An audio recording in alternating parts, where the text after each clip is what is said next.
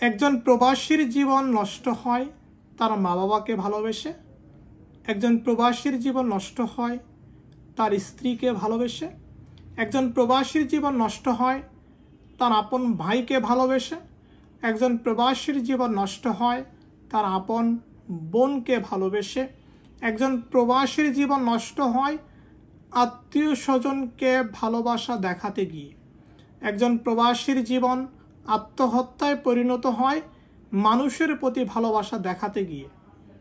একটা মানুষ যখন বিদেশে যায় সে টাকার জন্য যায়, সে পরিবারকে সাপোর্ট দেওয়ার জন্য যায়। একটা মানুষ যখন 20 বছর 25 বছর বিদেশে কর্ম করে তার সঞ্চিত টাকা তার ওয়াইফকে দেয়, তার মা বাবাকে দেয়, তার আত্মীয় স্বজনকে দেয়। দিন শেষে তারা সবাই পোল্টি মারে। যখন পোল্টি মারে তখন প্রবাসীর জীবনও পাল্টিয়ে যায়, কারণ তার হাতে তখন কোনো অর্থ থাকে না, তার জীবন যৌবন সব কিছু দিয়েছে পরিবারকে ভালোবেসে।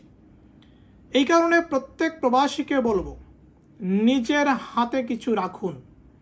আপনার স্ত্রীকে যখন আপনি আপনার হাত শূন্য করে টাকা পয়সা দিচ্ছেন, আপনার স্ত্রী সেই টাকা নিয়ে উদাও হয়ে যেতে পারে।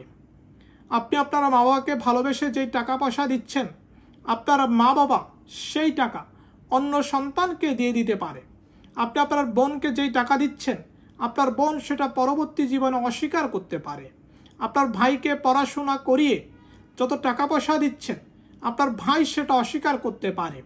আপনার সমস্ত অর্থ দিয়ে আপনি যখন ভালোবাসতে যাবেন, দেখবেন আপনার হাত যখন শূন্য হয়ে যাবে, আপনাকে আর কেউ চিনবে না, কেউ মনে রাখবে না।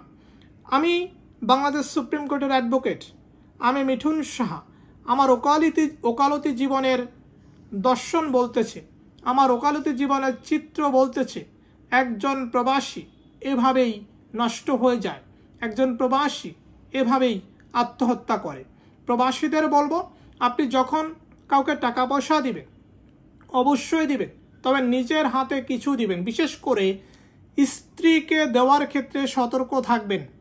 সেই টাকাটা অন্য জায়গায় দিয়ে দিতে পারে, সেই টাকাটা দিয়ে নিজের বাপের বাড়ির আয় উন্নতি করতে পারে। আপনি যখন আপনার সঞ্চিত আপনার 27 বছরের প্রবাস জীবনের সমস্ত তথ্য তাদেরকে দিয়ে দিবেন, তারা তখন আপনার সাথে চোখ পোল্টি মারবে। এই পোল্টি মারা থেকে বাঁচতে আপনার হাতে কিছু অর্থ অবশ্যই রাখতে হবে। ভালো থাকুন। আপনাদের প্রয়োজনে আমি আছি, অ্যাডভোকেট মিঠুন সাহা।